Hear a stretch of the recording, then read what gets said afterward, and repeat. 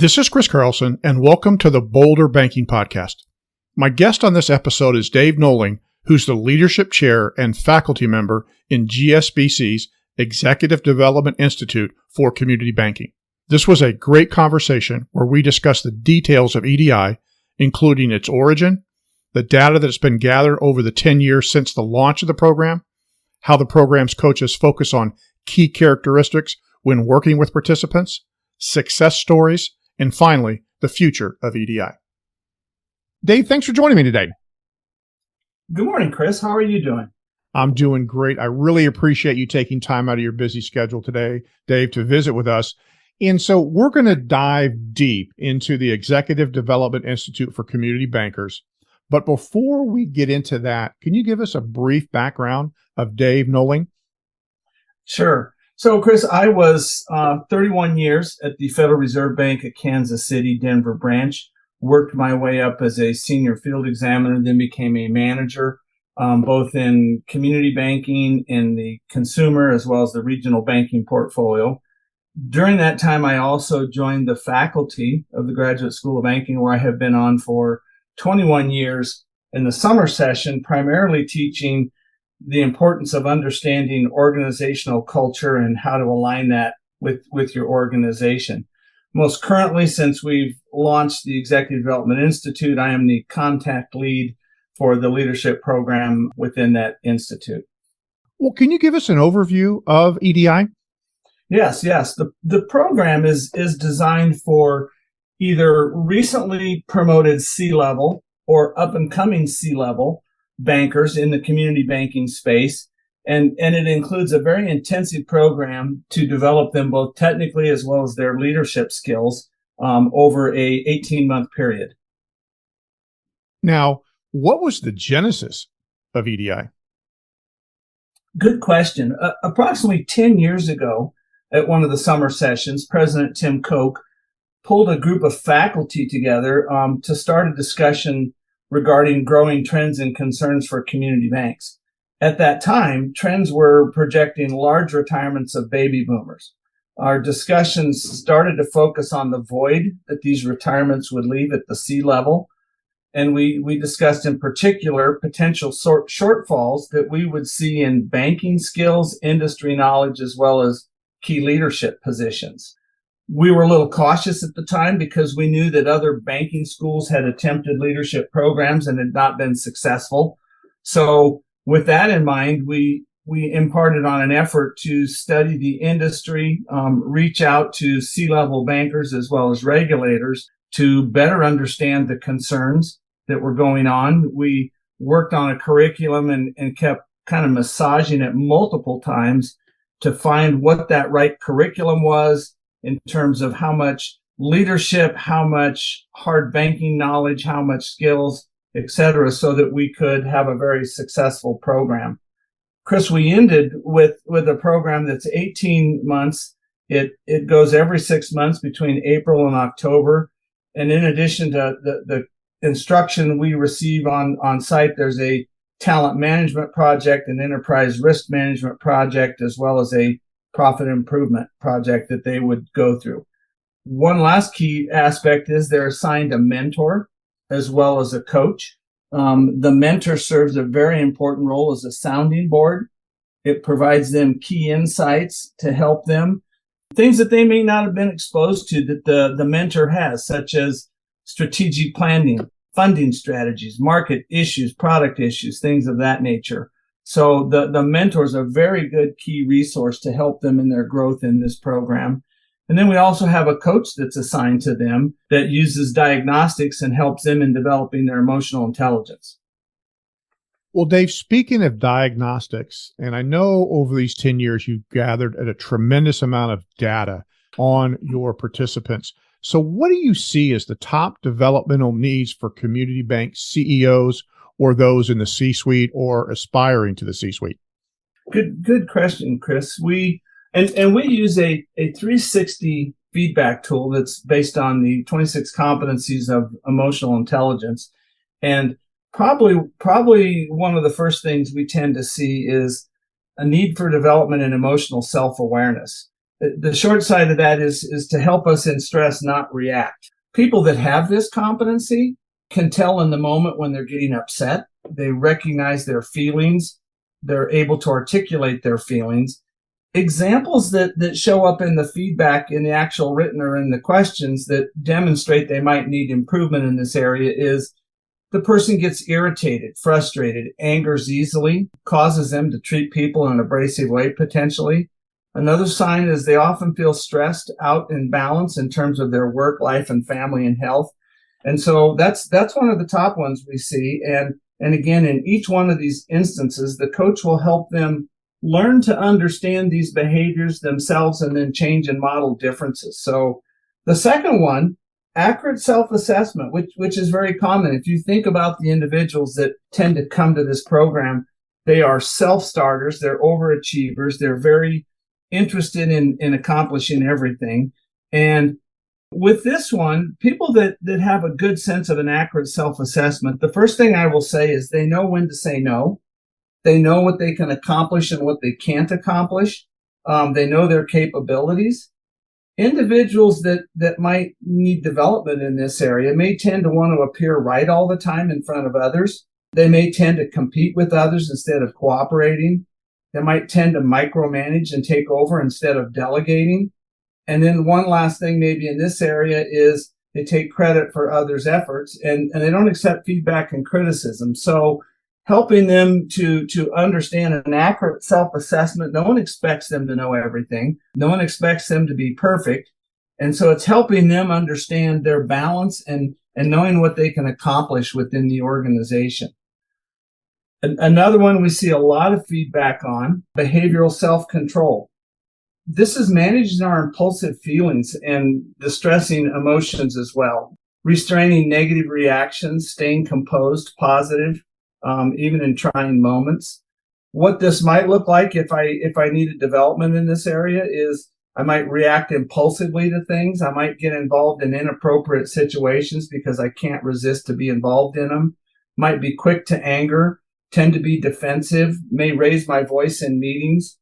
And oftentimes when we do these things, because we're all human, we will walk away afterwards and realize, wow, I shouldn't have done that. And then often an apology comes next. And so, again, the coaching aspect of this, the coaches they're assigned are trained to help them work through these behaviors and improve their competencies so that they have more influence within the organization. Here's an important one that I find interesting, and this is integrity, one of the competencies. And oftentimes, people will get a lower integrity score, and they will be surprised coming from banking. And they'll say, wait a minute, Dave, I think I have good integrity. So we will go to the actual feedback. And often, the biggest thing that's pulling them down is they don't honor commitments. When we say yes too often to people, and we don't honor commitments, and those commitments start dropping on the floor and not getting done, people start losing trust in us. People start saying they can't rely on us as leaders. So people that are strong in this competency keep their word. They keep their commitments and promises. They admit their mistakes in front of others. They will also confront unethical actions in others instead of staying silent. Treat people fairly, regardless of their place in the organization. And so the biggest thing in this one is really helping them to understand how to say no, that if you can't accomplish it, you can't get it done. How do we work around and say no and change our priorities? Not surprising, innovation and creativity. Banking tends to be a very risk-averse industry. And so bankers tend to be slow to adapt. I often hear at the summer session in culture that community banks are hesitant to react because, quote, we're letting others try something new and see if it works. That perspective probably needs to change, and we need to be more aggressive in the community bank space in terms of innovation and creativity. But it tends to be in an organization when you hear things such as, we've tried that, we don't do that, it won't work. And those kind of responses become very frustrating to our newer workforce that comes in. So helping our leaders understand how they can respond positively and look for changes within the organization that can make it effective. Stress management is another key area. Again, as stress builds up, we overreact. We might act impulsively. We get tension from it. The tensions you see from people can be nervous laughter, anxiety, a dry mouth. People get moody and irritable, worry about the future. And so again, it's helping that individual learn how to manage that stress in the moment and to be able to take that then to that next level when they start to see that happening. Empathy, Chris, is maybe one of the two. I'll have two more I'll share with you. Empathy and communication, because they tie in so closely. When we don't listen to others, and I'm talking about being an authentic listener, where we put things aside and we truly listen to what someone is saying to us, our brain tends to be thinking about lots of other distractions that are going on. And so we don't often hear what that person is really telling us. When we don't listen, then we're basically saying to that other person, we really don't have empathy. And so part of these two competencies is helping a person learn to listen actively, to put things aside, to start asking questions around the conversation they're having with the other person. And that then starts to open up not only empathy, but our levels of communication. So, Chris, these are just some of the things that we see from the data. And again, it helps us to drive how we can work with that person and develop their leadership skills so they can be better at influence. Dave, I really appreciate that information. I got kind of a two-part question regarding the assessment. Number one is, when do the participants take it? And number two, how do the coaches best use the information they get from the assessment? Good questions. So typically, you would, for example, this is designed for that either C-level or up-and-coming C-level person. And so there is an application process, and it does require the approval of someone in the organization. That's, if it's, say, for example, a president or CEO, someone has just either moved into that role. The chairman of the board would have to be the sponsor that would recommend that this person be considered. And we do have an application process that has several questions and things that are filled out. If they're lower level, like senior officers within the community bank, and they're looking at moving up into that C-suite or the president's suite, again, someone typically above in the organization will make that recommendation to start that application process. And then once they're accepted, is that when they do this very comprehensive assessment? Yeah. Yes. And so then part of our onboarding process is to run a 360 on them, which is feedback they receive from their boss that recommended them. They do the feedback on themselves. They will receive feedback from peers that are equal to them in the organization, feedback from their direct reports. Oftentimes they will have feedback from customers and outsiders. And the important part of this data for both the individual and the coach is we're looking to see, does that individual consistently treat all of those groups the same across the board in terms of the 26 competencies. An example, Chris, that we will see is a loan officer that is very used to dealing with the customer. Feedback from the customer oftentimes will actually come in higher and stronger than internally. And so we need to help that leader understand the importance of consistently treating everybody the same in all of our relationships. And oftentimes, for many of them, they just aren't aware that they were doing that. And once we start helping them appreciate that awareness, those behaviors start shifting internally as well. Well, Dave, how's the program changed since its inception? So some of the key things that we continually do is we're monitoring the horizon, what's going on. For example, when COVID came and everyone had to step back, the program also stepped back for a little bit. And as we started bringing the groups back together, we engaged in a lot of discussion around the new hybrid working environments and understanding the importance of those and what works and what doesn't work, and helping those bankers understand how they can make those programs effective in their organizations. We're looking at current trends on the technical side, things that are changing in the banking world in terms of regulation. And as well as on the leadership side, we're constantly keeping an eye out for what are the current topic trends in leadership, what's changing, what's happening. And so we're always looking at the program to ensure that we're keeping it relevant. Well, what kind of overall feedback have you received regarding the program? I'm sure there's multiple things you could tell me, but are there some things that you tend to hear over and over again regarding the program? I think the first and most rewarding is hearing from either the bank boards, the chairmans, or the presidents that have sent individuals, their feedback on how impressed they are with the changes they see in that person. And again, it's both from a technical banking knowledge side as well as their leadership skills in becoming more influential within their organizations. And in fact, we now have many organizations that have sent a second person and are even eyeing a position for a third person down the road within the program. So we do get a lot of feedback there. The second, and I think more exciting feedback that I receive is we often see within possibly a year to a year and a half after a person graduates, an announcement where they've either moved up to be the president of their bank or CEO of their bank and taken on more significant leadership responsibility. And often in those situations, you will receive a call back from those individuals just thanking you for helping them in their journey.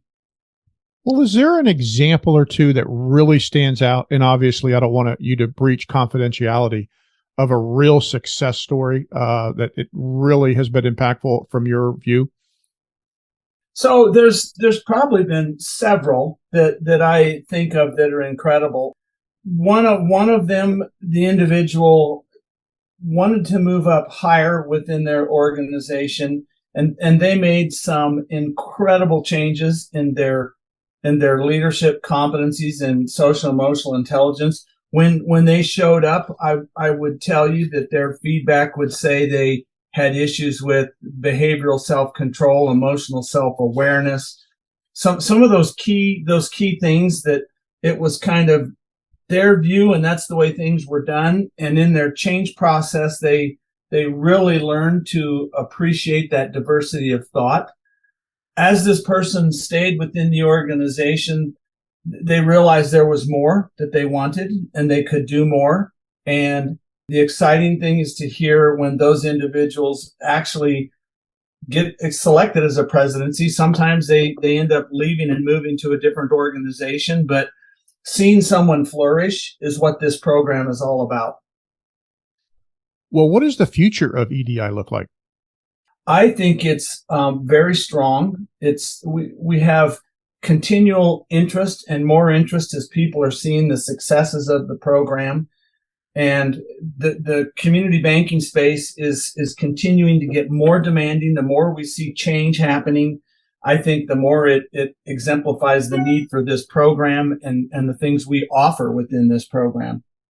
Now, Dave, you had mentioned earlier that several organizations attempted to do this, didn't do so well. Has any of those organizations tried to reboot it after seeing your guys' success? No, they haven't. To my awareness, they have not. I do know in talking with others in the banking training space that there's a lot of interest in what we're doing. I think there's a lot of people that are watching us very carefully and would like to implement and model programs similar to ours. I think it's a great compliment to you and everybody involved, all the way back to that first meeting, getting this started with. It's never easy, but obviously lots of success. So, Dave, final question for you: what's the best way for somebody to learn more about EDI, either as a bank board president that maybe they want to bring one of their people, or maybe somebody individual who says, "Boy, I sure would like to figure out how I could participate in EDI." Good question, Chris. I would recommend that they go to the GSBC, Graduate School of Banking of Colorado website. And on that website, they will find contact information of who to contact. They will see program requirements. they will see more information regarding the Executive Development Institute, and that would be the best place to start. And at that point, they would reach out to the school. And if they wanted to, I know we have referred other students to potential students to talk to them and help them ensure that this is the program that they want to be in. So lots of avenues to get them connected. Well, Dave, I know your schedule has been hectic. I really appreciate you taking time out of that busy schedule to visit with us today. Thank you, Chris.